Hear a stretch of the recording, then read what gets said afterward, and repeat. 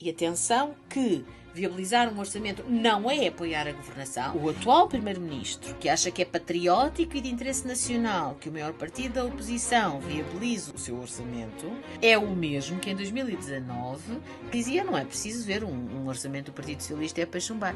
É curioso ver como as coisas evoluem. O que eu sinto é que nós estamos no limiar de podermos vir a recuar da igualdade de género, como por exemplo a não discriminação, em que essas coisas eram dadas como adquiridas e hoje já não são. E compreendo que há algumas pessoas que não me conhecem sintam que eu sou intolerante ou radical.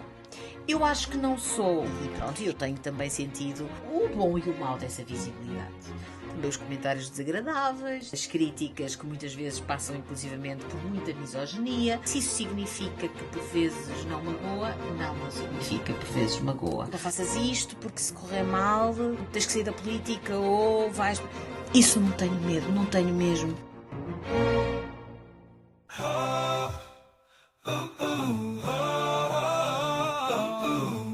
A esperança atrás do muro. Um podcast de André Filipe Oliveira. Olá, voltamos a estúdio, desta vez para falar de política ou da vida de todos nós. A minha convidada é alguém que se mostra sempre pronta para o debate das ideias. Há quem lhe chame combativa, outros dirão assertiva. O que pensa sobre tantas opiniões? Vou querer saber. Alguém que assume convicções e não tem medo de dizê-las. Cabe o medo na ação política? Quero que me esclareça essas e outras questões. É a minha convidada Alexandra Leitão. Bem-vinda. Muito obrigada pelo convite, André. Muito obrigada. O gosto é meu e acho que temos muito para falar neste podcast. E pronto, se calhar começava aqui por estes pontos que enumerei nesta introdução, sobre estes adjetivos que lhe tendem a fazer. Como é que os recebe? Sim.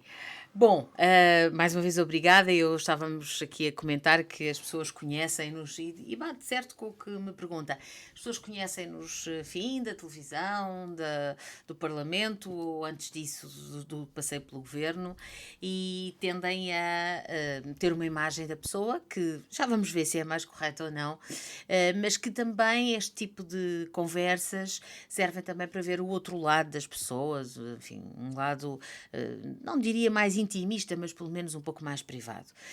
Eu devo dizer que me revejo na expressão combativa e assertiva. Devo dizer que me revejo. Simpáticas.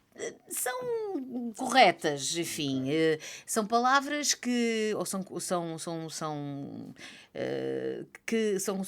palavras que para algumas pessoas não são necessariamente qualidades, e eu até compreendo, porque em excesso, quer uma coisa quer outra, podem estar paredes meias com sectarismo, com radicalismo, com intolerância, e portanto eu quando digo que essas duas palavras acho que se me aplicam, não estou propriamente, ou impropriamente, não estou aqui a autoelogiar-me. Compreendo que isso se me aplica e compreendo que há algumas pessoas que não me conhecem sintam que eu sou relativamente intolerante ou relativamente mais radical.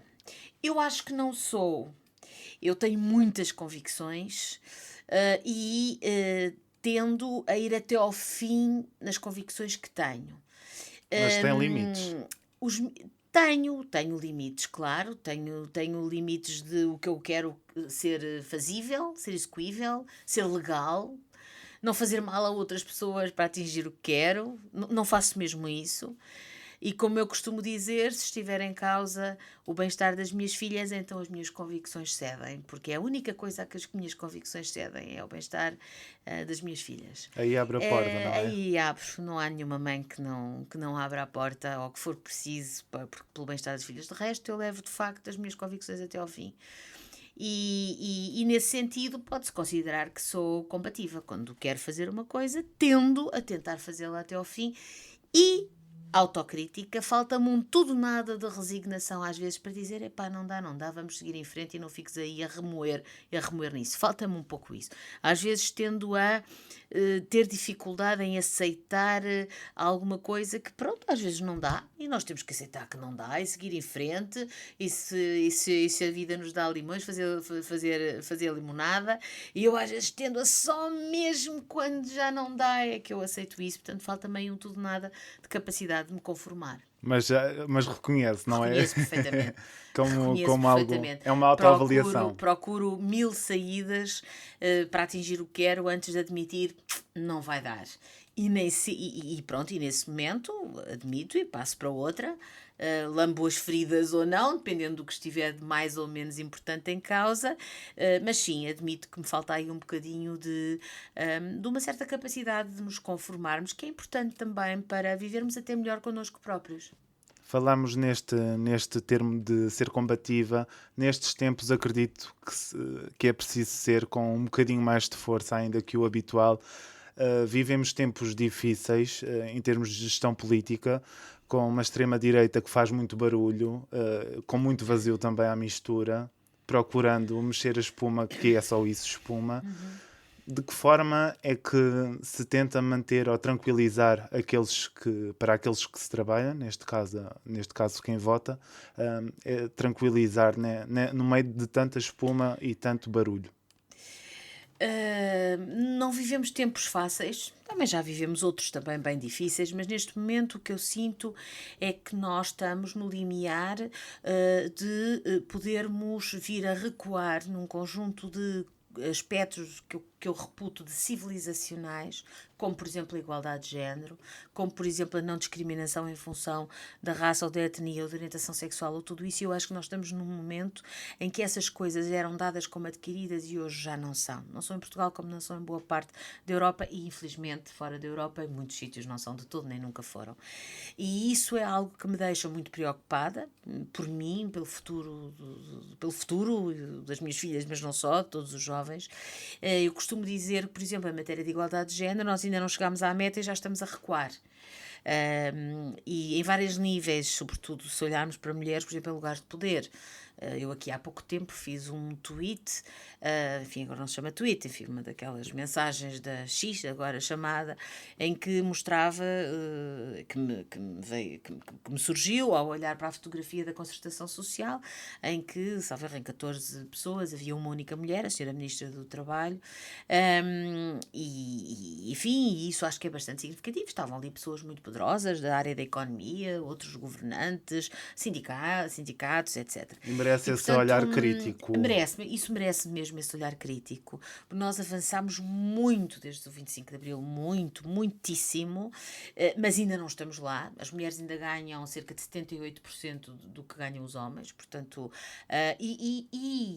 falamos das mesmas funções, não é? Falamos das mesmas funções e mais, André, e falamos de funções que nem sequer é dizer, porque as mulheres são cuidadoras e, portanto, têm funções normalmente mais mal pagas. Não, porque quando comparamos com funções mais qualificadas, a diferença ainda é maior. Uma mulher muito qualificada e um homem muito qualificado, a diferença ainda é maior. Portanto, há aqui um longo caminho a percorrer. E eu vivo bem com o facto de ainda haver um longo caminho a percorrer. Vivo menos bem ou mal com o facto de já estarmos a recuar e ainda nem chegamos à meta, como eu costumo dizer. E isso perturba-me bastante. Obriga a uma vigilância constante. Mais do que vigilância, obriga mesmo a uma atuação proativa nesse sentido, que eu tento ter, que me granjeia algum discurso menos simpático nas redes sociais, mas nós não ligamos. Faz parte também desta ação política. Faz parte. Falei aqui de medo porque sei que tentam chegar a si muitas vezes através desta palavra ou desta ação. Na política, o medo está em que lugar? Ou fica em que lugar? Olha, o medo na vida está lá sempre, está lá. Eu acho que uma pessoa que diga que nunca teve medo de nada, não, acho que isso não estará a ser verdadeira. Estará a ser totalmente verdadeira. Até para ser corajoso tem que se ter medo, porque é corajoso aquele que supera o medo. Aquele que não sente medo não chega a ser corajoso, não sente medo. E, portanto, o medo é uma coisa inata à vida e, portanto, também à política. Contudo, queria dizer o seguinte sobre a política. Eu encaro a minha passagem pela vida política como algo que eu gosto de fazer. Tenho ambições comedidas, mas todos temos, mas não é algo que para mim que se diga assim, tens que ter cuidado porque se fizeres isto errado podes perder tudo e teres que ir embora. Ou não faças isto porque se correr mal tens que sair da política ou vais... Isso não tenho medo, não tenho mesmo. Porque o meu lugar de origem, o lugar de onde venho, aquilo que eu sou, que é professora também de uma faculdade, também estamos aqui numa universidade, professora de uma faculdade, a Faculdade de Direito da Universidade de Lisboa, é uma coisa que eu gosto muito de ser. É a base. De fazer, é a minha base, e do ponto de vista profissional, e não só, é o meu porto seguro. Profissional, claro, que é a minha profissão, mas não só. É um sítio onde eu me sinto bem, onde gostei de voltar. Quando saí do governo, voltei a dar aulas e continuo a dar aulas, naturalmente com um horário sem ganhar, porque não posso, e portanto com um horário mais reduzido, mas isso dá-me uma grande liberdade para encarar a vida política com algum desprendimento. E como uma passagem, não é? Como se estando na política, não é? Estou na política, gosto de estar na política e se puder quero continuar na política, não vou escamotear isso. Ainda assim, o facto de ter uma base, chamemos-lhe de recuo, que me é muito, muito, muito agradável, dá-me uma capacidade de desprendimento que também é muito útil em política. Para fazer, não é?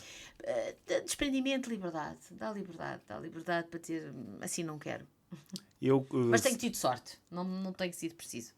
E tem feito por isso, não é? Tenho tido algum mérito, admito que sim, mas tenho tido sorte. Entrei para um governo em que eu acreditei muito, e como eu acreditaram muitos portugueses, ainda hoje é um governo... Falamos da geringonça, não é? A geringonça, de novembro de 2015 a setembro de 2019, um governo inédito no nosso país, um governo muito importante, um governo que quebrou a ideia do arco da governação, que quebrou a ideia de que havia dois partidos, ou um pelo menos, que seria o Partido Comunista Português, que nunca poderia apoiar um governo, e quebrou totalmente isso, e não volta, isso não volta, esse muro não volta, felizmente. E que veio repor, olha, a palavra o nome do podcast veio dar muita esperança às pessoas. E deu mesmo, não é? Falando terrível, de números. exatamente. Depois de um período terrível, que eu não vou entrar aqui a culpa de quem, já sabemos, mas depois desse período de chumbo, como já lhe chamaram, foi de facto um governo de esperança, de reposição de salários, de reposição de direitos, de reposição de esperança mesmo, e ainda hoje é um governo que tem uma taxa de aprovação enorme nos rankings, enfim, há mesmo um ranking internacional, e portanto eu gostei imenso de fazer parte desse governo. Numa área muito difícil, que adorei. É irrepetível aquele tipo de composição? Para mim, aquela composição não considero que seja irrepetível. Antes, pelo contrário. Para mim é um bocadinho irrepetível. Porquê? Deixa-me explicar isso bem, senão vai ter... Ou seja, eu vejo-me num futuro, eventualmente, se vier a acontecer, outra vez a fazer parte de um governo apoiado à esquerda. Vejo. O que é irrepetível é que já será uma segunda vez, não é uma primeira. E a primeira vez é sempre a primeira vez. E eu que tinha tido uma intervenção política que gostei muito de fazer, mas muito circunscrita ao período da faculdade, onde lutei contra as propinas, onde estive envolvida em eleições para a associação académica, etc. Mas depois tenho um longo percurso afastado da política, entre 95, 96 e 2015, em que, enfim, fiz muita coisa. Teve 2 filhas, fiz o mestrado, doutorei-me, enfim, etc. E, portanto, e depois aquela entrada para a política é uma coisa muito inesperada, não é? E irrepetível nesse sentido para mim, porque foi essa primeira vez e não há uma segunda primeira vez. Agora, um governo à esquerda ser um dia ministra, secretária de Estado ou mera apoiante de um governo à esquerda, acho que isso ainda pode tornar a acontecer. Será execuível num futuro próximo se assim mantivermos essa crença ou esperança. Permita-me mergulhar aqui nestes temas da atualidade e falamos do orçamento, já sabendo que quando a conversa for ao ar haverá novos desenvolvimentos, mas faz parte também das agendas. Em que ponto é que estamos? O governo diz-se aberto a ouvir e a melhorar, o PS mantém aquilo que são as suas linhas, não é? Bom, já depois das linhas e já depois da contraproposta do governo, como é público, o Partido Socialista entregou sexta-feira uma, se quisermos, contraproposta, considerando que uma das linhas tinha sido absolutamente cumprida, no sentido em que havia uma margem grande para negociar, estou a referir-me ao IRS jovem, e a outra não estava, tem a ver com o IRC e com a redução transversal de 1%, que, como é público, não estou a dizer nada que não seja público, não era, enfim, não era a linha adotada pelo Partido Socialista. Fez-se uma contraproposta que matizava o 1% com uma outra figura que passa exatamente pela tal ideia de seletividade no imposto das pessoas coletivas, que foi público ontem à noite e à hora que aqui estamos, no dia seguinte, não tenho, eu pessoalmente não tenho mais dados do que aquilo que foi público ontem por falta de hora de jantar e que o governo recusaria. É o ponto em que estamos e eu não tenho mesmo outra informação. E, portanto, estamos aqui numa negociação que é sempre difícil, que é sempre complexa e que neste momento é o ponto em que está. Não tenho mais... não tenho mesmo mais informação para dar neste momento. Sem a obrigação de aprovar o que quer que seja, indo contra próprias linhas. Ora bem, eu já disse isto ainda ontem disse isto no programa em que participo num canal televisivo. Eu acho que, por regra, o principal partido da oposição não é o parceiro lógico do partido do governo. Em regra, e em Portugal isso tem sido verdade, toda a Pelo democracia... menos ao longo dos últimos 8 anos também não foi. Não? Alternam dois grandes partidos, felizmente partidos do espectro absolutamente democrático, não é? Um de centro-direita ou direita e um de centro-esquerda, e alternam democraticamente em tese, não me parece que seja o principal adversário, adversário no bom sentido, quer dizer, o principal... que alterna no governo com o outro, aquele que deve ser muleta do que está no governo. Porque isso até põe em causa a própria alternância, não é? Quer dizer, se viabiliza, se apoia a governação, e atenção que viabilizar um orçamento não é apoiar a governação, é permitir que essa governação continue, não quer dizer que se concorde com ela, um pouco como a aprovação do programa, mas eu diria que é mais normal, como o Partido Socialista procurou a sua esquerda, que também um partido de centro-direita ou de direita procura a sua direita. Aliás, na verdade, o Partido Social Democrata, a AD, só é governo, em vez do PS apoiado à esquerda, porque há uma maioria de direita no Parlamento. Maioria essa que também só existe por causa dos 50 deputados do Partido Chega. Porque senão, nós temos 88 deputados no somatório PSD, CDS e IL, e temos 98 deputados no somatório PS, Livre, Bloco de Esquerda e PCP. Enfim, e não coloquei o PAN em lado nenhum, porque... E, portanto, na verdade, se quisermos ver isto desta forma, eu sei que as pessoas hoje já não se revêem muito em esquerda e direita, eu acho que no fundo é um conjunto de ideias que têm algumas coisas em comum. E, portanto, na verdade há uma maioria de direita. Havendo uma maioria de direita que, repito, é o que justifica que seja este o governo que governa, eu diria que o Partido Socialista pode viabilizar o orçamento, mas não é a única opção para a viabilização do orçamento. E com esse discernimento e com essa clareza muito, muito evidente, não é? Na minha opinião, sim. Apesar de ser combativa e assertiva, como começámos a falar, acho eu, suficientemente tolerante para admitir que, e plural, e acho o pluralismo um valor fundamental da democracia, da vida entre nós, entre cidadãos, sou suficientemente tolerante e plural para perceber que haja quem entenda de outra maneira, pois com certeza ia respeitar isso. Posto isto, os últimos 8 orçamentos foram chumbados pelo partido do governo, PSD. Isto obriga a alguma reflexão? Obriga ao quê? Ou isola-se naquilo que foi? É um dado interessante. E que deve ser analisado com 3 ou 4 notas. Primeira nota. No primeiro governo da Geringonça, entre o tal novembro de 2015 e o que terminou com as eleições de setembro de 2019, havia um acordo de incidência parlamentar. Portanto, é normal que o Partido Socialista que governava procurasse nesse acordo. Depois esse acordo esboroou-se, tanto assim que depois em 21 não há aprovação do orçamento. Portanto, o orçamento em 21 não se aprova o orçamento para 22, por chumbo, salvo erro, até dos dois partidos, quer do Partido Comunista Português, quer do Bloco de Esquerda. E, portanto, de facto, se até 2019 havia um acordo de incidência parlamentar que tornava claro que os orçamentos do Partido Socialista seriam aprovados com o Bloco de Esquerda e o Partido Comunista, a partir daí, enfim, não sei, poderia ter sido diferente, quer dizer, não estou a tentar, não estou a dizer que devia ter sido, de todos estou a dizer isto. Agora, o que nós sabemos nessa altura, pois há uma maioria absoluta e a questão não se coloca, não é? Mas o que nós sabemos nessa altura, o que nós sabemos quando o atual Primeiro-Ministro disputa a liderança do Partido Social Democrata com o então líder Rui Rio, que diz expressamente em mais do que um fórum, na televisão, à comunicação social em vários momentos, que nunca viabilizaria um orçamento do Partido Socialista. Disse expressamente, palavras textuais, que não precisava de ver. Ler, não é? Enquanto Rui Rio dizia, não, mas eu não chumbo nada sem ver, eu preciso de ver. Ele dizia, eu não preciso de ver. Eu nunca viabilizarei, nem com a abstenção, portanto, chumbarei sempre um orçamento do Partido Socialista.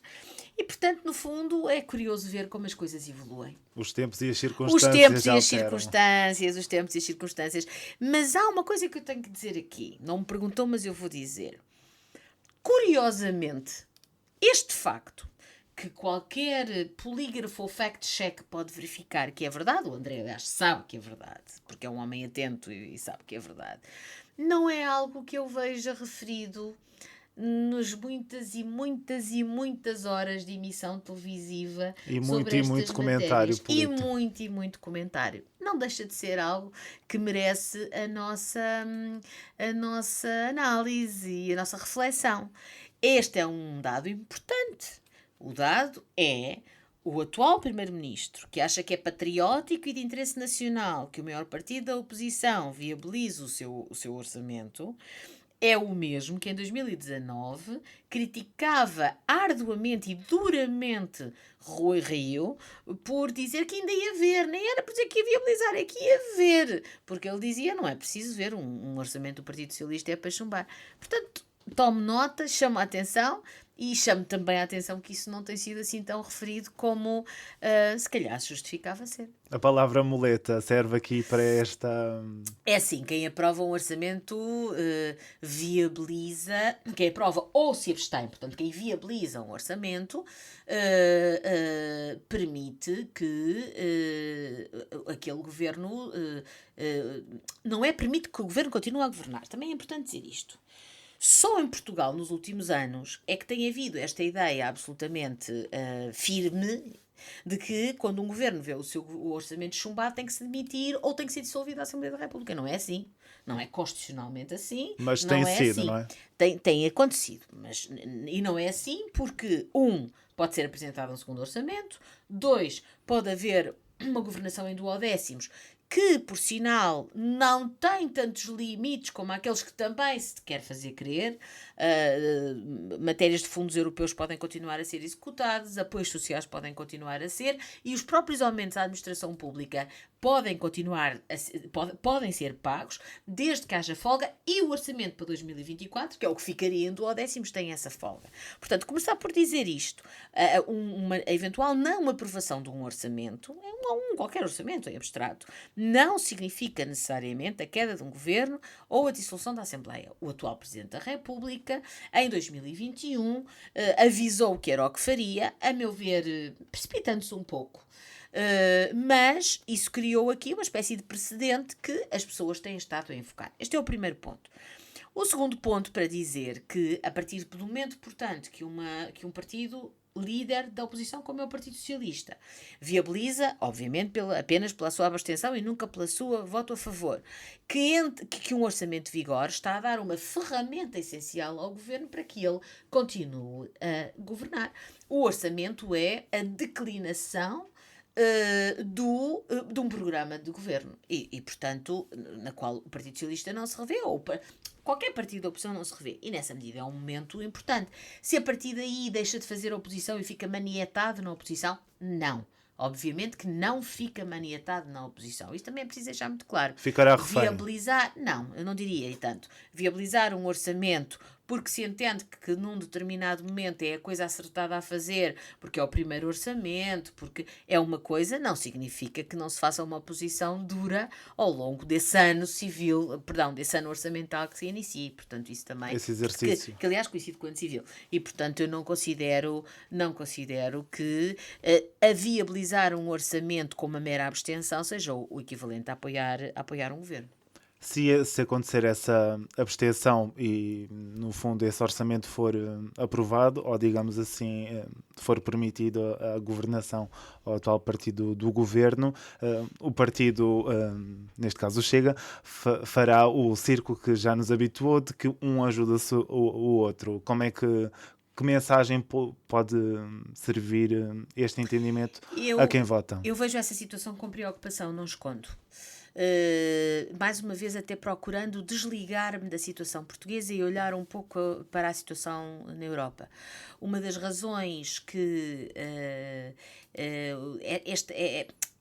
o que vai acontecer ou que pode acontecer, aconteceu por exemplo em França, em que tivemos uma bipolarização entre o partido um bocadinho tecnocrata de Macron e a frente, agora a Rassemblement National, que é a ideia de que há um grupo que é os do costume, não é? Que são iguais, não é? Nos dizeres do Chega ou de partidos populistas extremistas, o PS e o PSD são iguais, governaram ou alternaram no poder durante os 50 anos de democracia, são todos iguais e eles, o Chega é que emerge como a verdadeira oposição e o verdadeiro protesto. Não escondo que isto me preocupa.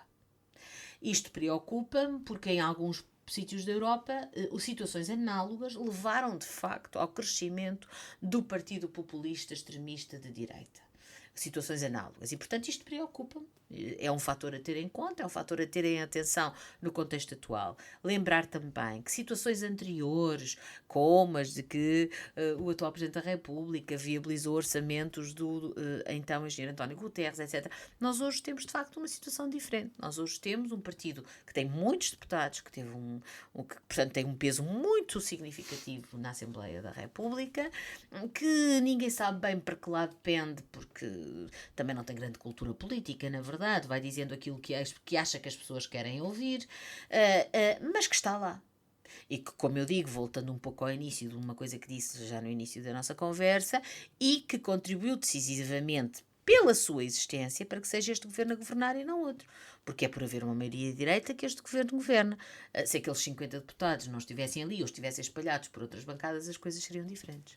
E merece essa reflexão. Acho que merece uma reflexão. Especialmente para quem vota que pode não ter essa clareza. Acho que merece uma reflexão dos politólogos, dos comentadores e também dos políticos no ativo, claro. Falámos aqui dos comentadores e é uma coisa que eu venho insistindo sempre que falo de política. O excesso de comentário político, permita-me aqui a expressão, o excesso de comentário político que existe nas televisões e jornais, e olhando depois para a literacia das pessoas, não sendo ela compaginável ou comparável. É preocupante? Eu não diria que é preocupante. Eu acho que tem um impacto relativo. Quando nós olhamos para as horas de comentário, e eu sou uma grande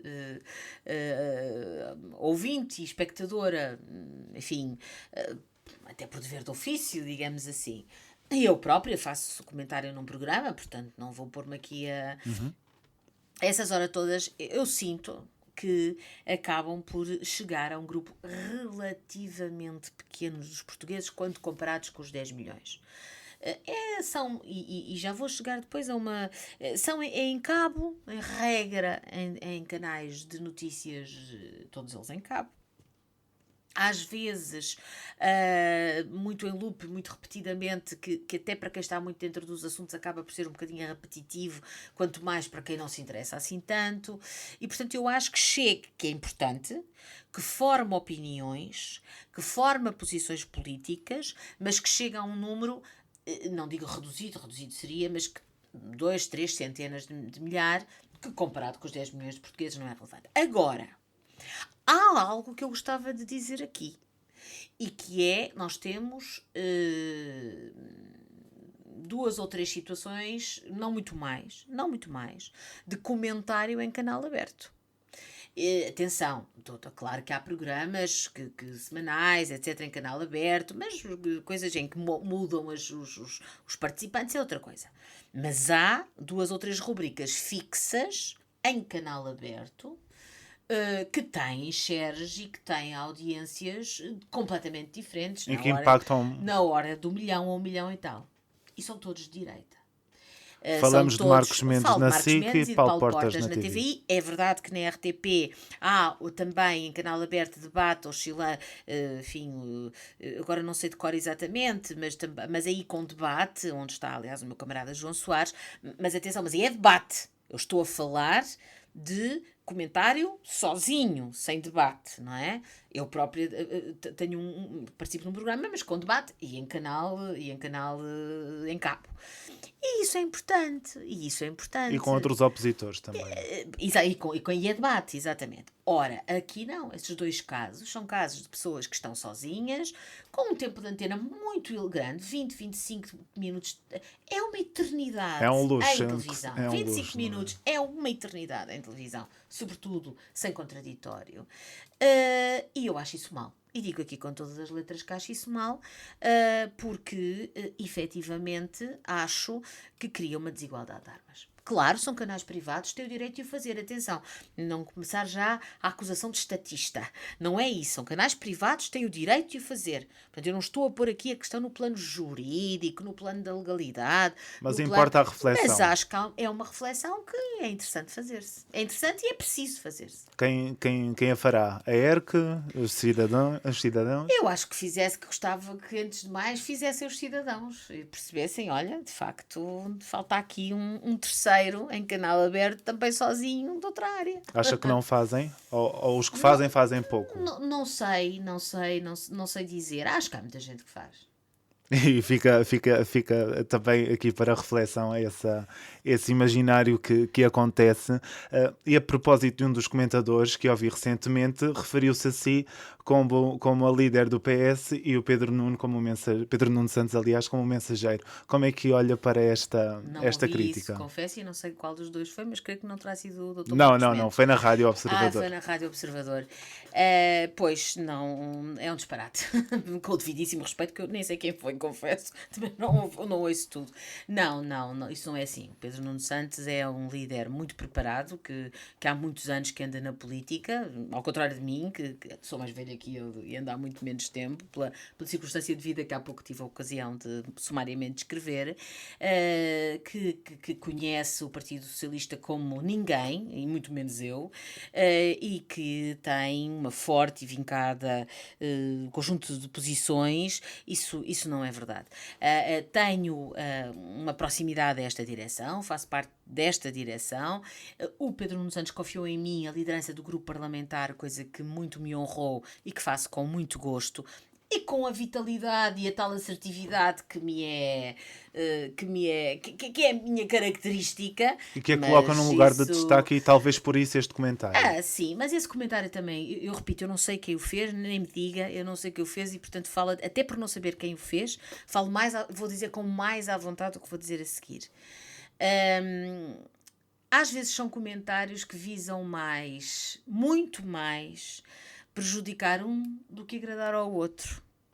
E nós, nem eu, nem o Pedro Nuno Santos, nem as pessoas que andam à nossa volta nos deixamos enredar nessas espertezas. Pareceu-me mais, e permita-me aqui a reflexão desse comentário. Eu digo, não ouvi, não sei quem foi, portanto... Eu assumo aqui essa... Prefiro até não saber. Muito bem, eu assumo aqui essas as palavras. Dessa conversa. Sim, muito bem. E também a reflexão desse comentário, que para mim teve que ver mais com esta ideia de coletivo. em que talvez no PS, no Partido Socialista, haja diálogo entre pessoas, entre Mas quem isso está é um nas grande estruturas, elogio, não é? verdade. E o contrário não O acontece. Partido Socialista é um partido muito pluralista. Temos pessoas de muitas opiniões diferentes, aliás, também a veiculá-las na televisão. Um partido que está na oposição é sempre um partido... O poder agrega, não é? E o poder, não é?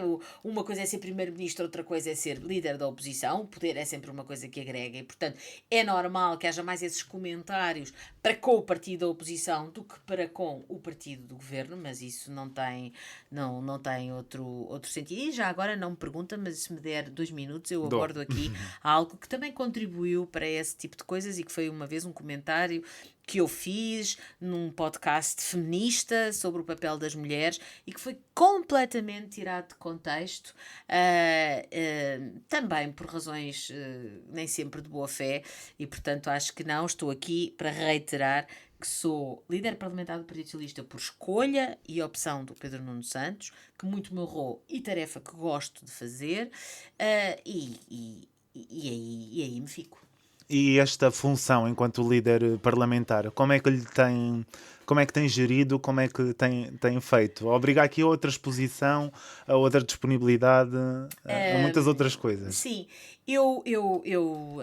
pronto, já tinha passado pelo governo, na educação tinha tido 1 ou 2 momentos de alguma exposição em função de alguma exposição pública em função de algumas medidas que tomei.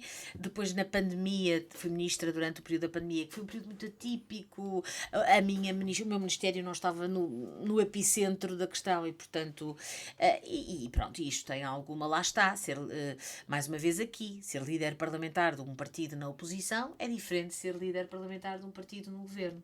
Quando um partido está no governo, é evidente que o centro nevrálgico é o governo, o líder do partido é primeiro-ministro, muitas das pessoas são ministros e, portanto, é normal que o centro nevrálgico daquela área política esteja muito no governo. Quando um partido está na oposição, enfim, eu já fui deputada quando o meu partido tinha maioria absoluta, não era líder parlamentar, mas era deputada. Quando um partido está na oposição, portanto não está no governo, é evidente que a bancada parlamentar e a atividade parlamentar tem muito mais visibilidade porque longe de esgotar a atividade do partido, que fique bem claro, há uma enorme atividade autárquica, associativa, federativa, portanto longe de esgotar, mas é evidente que, não havendo governo, emerge com maior visibilidade. E pronto, eu tenho também sentido o bom e o mau dessa visibilidade.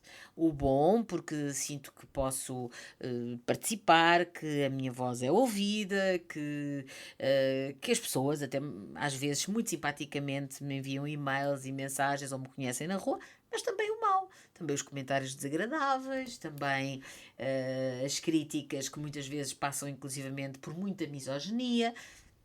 Enfim, é assim, quem não quer ser lobo não lhe veste a pele. Mas... fala disso quase como uma consequência, mas não tem de ser assim. É assim, mas não deveria ter de ser assim. Não deveria ter de ser assim, mas eu acho que num mundo em que vivemos, que não é uma utopia, foco assim. nos comentários nos comentários das redes sociais, nos e-mails de ódio que vou recebendo, que andam sempre em torno das mesmas coisas. Sim, obviamente não devia ser assim. Obviamente não podia ser assim. Infelizmente, imagino que só numa sociedade muito perfeita que não deve existir na Terra é que não será assim. Se isso significa que por vezes não magoa, não significa, por vezes magoa. Umas vezes mais, outras vezes menos, umas vezes apanham-nos em momentos mais confiantes e, portanto, até não ligamos nenhum, outras vezes apanham-nos em momentos mais fragilizados e até magoam um bocadinho, mas... porque a gente às vezes costuma dizer não magoa quem quer, magoa quem pode, mas enfim, mas às vezes quando somos apanhados por uma dessas frases, por uma desses e-mails, por uma dessas mensagens, quando somos apanhados num momento mais frágil, que todos temos, e eu tenho e muito, obviamente que às vezes magoa. Isabel Moreira, também convidada deste podcast na primeira temporada, referiu que a saúde mental era um muro na política. Revê-se nesta afirmação? um muro na política. A saúde mental Muro de silêncio, um muro de complemento. silêncio. É um bocadinho um muro de silêncio na sociedade toda, não é? Nós tendemos a varrer um bocadinho para baixo do tapete essa dimensão ou até de doença mental ou até de estar menos bem, de estar em momentos em que estamos mais fragilizados ou mais deprimidos ou mais instáveis, etc. E portanto eu acho que aí a política é um bocadinho o reflexo desse muro que também existe na sociedade. Mas mais violento. Talvez mais violento, porque a exposição é maior. Há muita exposição, às vezes há lugares de poder, sobretudo se estiver no governo, e, portanto, é normal, da mesma maneira que outras coisas são também mais exacerbadas, desde comentar o cabelo até a forma como se veste, passando por este ou aquele comportamento, tudo é mais exacerbado. Essa exposição pública é muito difícil. Porque nós temos família, nós temos filhos, nós temos, no meu caso, marido, quem tem mulher, ou tem companheiro ou companheira, ou irmão, mãe, pai, etc. E é normal que às vezes essa exposição até nós nos perturba em certos momentos, quanto mais às pessoas que nos são mais próximas e que não pediram para não pediram para estarem, portanto tudo tem que ser feito. Eu prezo muito a minha privacidade. Há coisas que eu gosto de participar e dizer, por exemplo, os livros que estou a ler, os filmes de que gosto mais, as músicas de que gosto mais, isso tenho até muito prazer e gosto de falar sobre isso. Mas, por exemplo, outros aspectos que têm a ver com a vida familiar ou assim, normalmente tento ser muito recatada em não abrir essa porta. Para evitar situações constrangedoras, o que sejam. Quando nós abrimos a porta, quando nós abrimos a porta a certas coisas, perdemos, não digo que percamos a legitimidade para depois atuar se alguém entrar nessa porta, porque nunca se perde essa legitimidade, mas eu prefiro manter a porta fechada. Essa porta fechada, porta da intimidade familiar, etc. Prefiro. Outra coisa diferente, como digo, é partilhar os meus gostos de música, os meus gostos de filmes, os meus gostos de cinema, as cidades de que gosto mais de visitar. Isso acho ótimo, isso até acho interessante. Além da política, já falamos aqui do aspecto da saúde mental, que tem que ver com este exercício de respirar quando não se está em atividade, o que acredito que seja mais desafiante. Que outras coisas faz nesse pouco tempo livre que sobra? Olha, não sobra muito tempo, mas há três coisas que eu gosto muito de fazer. Gosto muito de ver televisão. De alguns gostava de ficção, não é? Gosto de ver televisão, gosto muito de ver boas séries, bons filmes e hoje, enfim, de facto, hoje temos com as plataformas, não é? Temos muita facilidade até em rever. Posso até dizer aqui, estou a rever uma série que adorei, que estou a rever com muito gosto, que é o West Wing, traduzido para português com Os Homens do Presidente, uma série de política, mas gosto de ver televisão, gosto muito de ler, sempre gostei, é um prazer enorme, que faço menos do que gostaria e que aproveito muito nas férias para fazer, e gosto de dar passeios. Em parte a andar, em parte de carro, gosto de dar passeios, quer sejam por perto, quer também de viajar. Gosto bastante de viajar, embora tenha medo de andar de avião, mas gosto muito de viajar. Gosto muito de viajar em família. Gosto menos de viajar em trabalho, gosto muito de viajar em família. Desde muito pequenas que fazemos, desde uma idade tenra das minhas filhas, que fazemos viagens em família e são as recordações de já ter estado com elas, felizmente, em muitos sítios que tive, que elas conheceram muito mais novas do que eu, porque eu não tive em criança ou em jovem a possibilidade de conhecer, também os tempos eram outros, e que eu conhecia ao mesmo tempo que elas. Eu com 30 e elas com... 30 não, porque com 30 elas eram muito pequeninas, mas eu com 40 e elas com 10, por exemplo. E isso são memórias que ficam e que para mim são muito, muito, muito importantes. Procura o quê nesses passeios que faz? Nós procuramos sempre conciliar. Bom, se forem passeios de viagem ou mais caseiros. Aqueles que faz, se calhar até sozinha. Olha, eu em viagem externa gostamos sempre de misturar lazer com cultura e de conhecer sempre. Quando são coisas mais por perto, gosto gosto de andar e conversar. Não sou muito fã de andar sozinha, devo admitir. Gosto de fazer coisas sozinha. Gosto de ir ao cinema sozinha, gosto de fazer compras sozinha. Está bem consigo. Sim. Vivo muito bem. Gosto, até tiro algum prazer de ficar. Eu sou notívaga, deito-me sempre muito tarde, mesmo quando tenho que me levantar cedo, e há ali umas horas da noite que na verdade já são do dia seguinte, que eu gosto de ficar sozinha na sala. Gosto de ficar sozinha na sala, até toda a gente se deita um pouco mais cedo que eu, e portanto vivo bem. Mas a andar, a passear, gosto de ir a conversar, porque passa mais rapidamente o tempo. E também é um momento de partilha, não é? Aproveita-se aí para partilhar. Alexandra, chegámos aqui ao fim do nosso tempo e cumprindo aqui o tempo que combinámos. Muito bem. Passou depressa. E porque é justo, eu gostava de ouvi-la refletir sobre o nome deste podcast, A Esperança Atrás do Muro, e pronto, deixo esse convite. Bom, essa é... o que me vem à cabeça quando ouço a palavra, a expressão, é que é isto. Mesmo nos momentos mais difíceis em que perdemos a esperança, temos que olhar outra vez, porque ela pode estar atrás do muro. Ou seja, há momentos muito difíceis na vida em que nós pensamos para onde é que eu vou a partir daqui, e pensar que se a esperança não está na nossa frente, vamos olhar outra vez, vamos dar uma volta atrás, pode ser que ela esteja atrás do muro. E às vezes está, não é? E às vezes está. Muito obrigado. Muito obrigada eu.